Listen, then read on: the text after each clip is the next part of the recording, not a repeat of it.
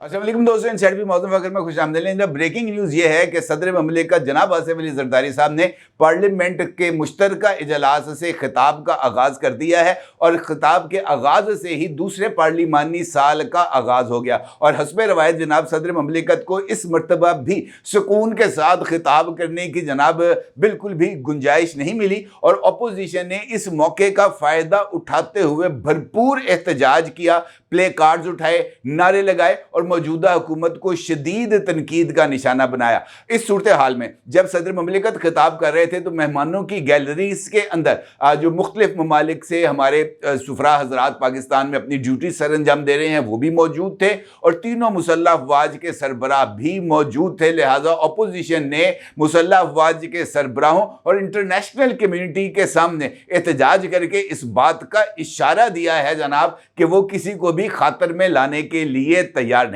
अगरचे जो सदर ममलिकत का खिताब था ये इस वजह से भी अहमियत का हामिल है कि आसिफ अली जरदारी साहब पाकिस्तान की तारीख के पहले सदर ममलिकत हैं जिन्होंने पार्लियामेंट के मुश्तरका इजलास से 8वीं मरतबा खिताब किया। और 8वीं मरतबा खिताब करने का मतलब यह है कि आसिफ अली जरदारी साहब ने मुसलसल 8 पार्लिमानी इजलासों का जो है वो आगाज़ किया, 8 पार्लिमानी सालों का आगाज़ किया। तो ये एक ऐसा रिकॉर्ड है, मुझे ऐसे लगता है, जो मुस्तकबिल में शायद नहीं टूटेगा। अलबत्ता सदर के खिताब जो कि इस वक्त आप मेरी बैक स्क्रीन्स पर देख रहे हैं, सदर ममलिकत का जो खिताब है वो जारी है। इंपॉर्टेंट बात यह है कि सदर ममलिकत ने अपने इस खिताब में जहां पर बहुत सारे मामलात का जिक्र किया वहां पर सदर ममलिकत ने मौजूदा हुकूमत को क्रेडिट भी दिया और सदर ममलिकत का ये कहना था कि मौजूदा हुकूमत की तरफ से जो मईशत की बहाली के लिए इकदाम किए गए हैं वो बहुत ही ज़्यादा अहमियत के हामिल हैं और मुल्क में ना सिर्फ मईशत मजबूत हुई है, मईशत की मजबूती की वजह से मुल्क में इस्तेहकाम आया है और मुल्क में इस्तेहकाम की वजह से जो लोगों की जिंदगियां हैं उनमें आसानी हुई है। सदर ममलिकत का ये कहना है कि बेहतर ये है कि तमाम जमातें जो कि पार्लिमान में मौजूद हैं उन्हें जमहूरियत को मजबूत बनाने के लिए मिलजुल कर काम करना चाहिए। उनका ये भी कहना था कि पॉलिसी रेट में कमी, ज़र मुबादला के ज़खायर में इजाफा, ये इस बात की तरफ इशारा है कि पाकिस्तान की मईशत अब दुरुस्त सिमत में गामजन है। उनका ये भी कहना था कि गुड गवर्नेंस के लिए मौजूदा हुकूमत की तरफ से चंद इकदामात किए गए हैं, अलबत्ता गुड गवर्नेंस के लिए मज़ीद इकदाम की ज़रूरत है। और उनका यह भी कहना था कि इत्तेहादियों के दरमियान जो रवाबत हैं उसको भी बहाल रखना बहुत ही ज़्यादा ज़रूरी है। आसिफ अली जरदारी साहब का अपने खिताब में यह भी कहना था कि हमें पाकिस्तान के बेहतर मुस्तकबिल के लिए अज़्म के साथ काम करना है। मुझे ऐसे लगता है कि आसिफ अली जरदारी साहब ने कि इस खिताब के बाद जो एक बाज़ाब्ता तौर पर, चूँकि लीडर ऑफ द अपोजिशन ने इस सदारती खिताब के ऊपर बहस का आगाज़ करना है और उसके बाद लीडर ऑफ द हाउस की तरफ से भी इस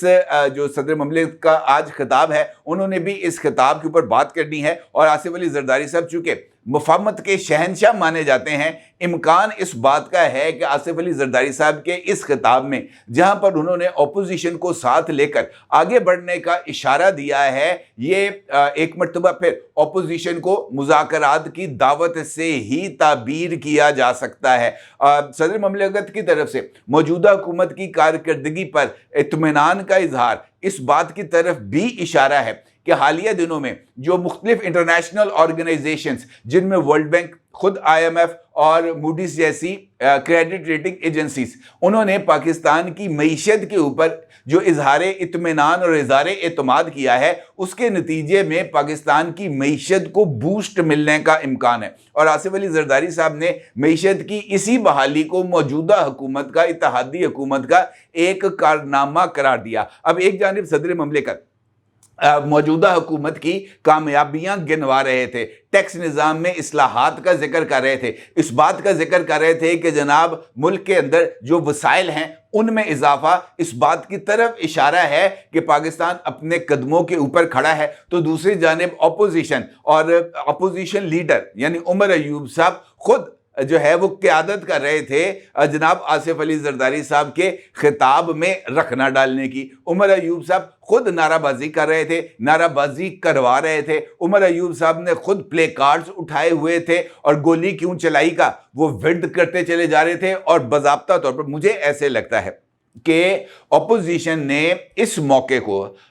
شاید اپنے موقف کے اظہار کے لیے استعمال کرنے کی کوشش کی، لیکن جس طریقے سے انہوں نے اپنے موقف کو آگے بڑھانے کی کوشش کی، وہاں پر ڈائریکٹلی اور انڈائریکٹلی اپوزیشن کی طرف سے موجودہ اسٹیبلشمنٹ جو کہ اسی ہال میں موجود تھی، اس کو بھی انہوں نے ہٹ کیا اور اتنے سارے لوگوں کے سامنے، ممبران پارلیمنٹ کے سامنے، انٹرنیشنل کمیونٹی کے سامنے، خود مسلح افواج کے سربراہان کے سامنے جس طریقے سے اپوزیشن کی طرف سے اظہار کیا گیا ہے اپنے احتجاج کا، مجھے ایسے لگتا ہے کہ آنے والے دنوں میں اپوزیشن کے ساتھ جو سختی ہے شاید اس میں نہ صرف مزید اضافہ ہوگا بلکہ جو آج کا جو اپوزیشن کی طرف سے جن نعروں کا اظہار کیا گیا ہے یا جس طریقے سے